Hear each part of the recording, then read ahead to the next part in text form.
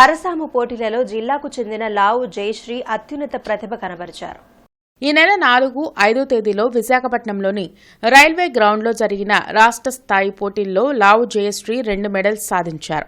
కరసాము పోటీల్లో 1 కర్ర, 2 కర్రల విభాగాలలో గోల్డ్ మెడల్, సిల్వర్ మెడల్ సాధించి జూలై నెలలో గోవాలో జరిగే జాతీయ స్థాయి పోటీలకు అర్హత పొందినట్లు తెలిపారు. ఈ సందర్భంగా కర్రసాములో మెడల్ సాధించిన జయశ్రీని గురుబ్రహ్మ అవార్డు గ్రహీత, గోల్డ్ మెడలిస్ట్ కరసాము గురువు సాంబయ్య అభినందించారు.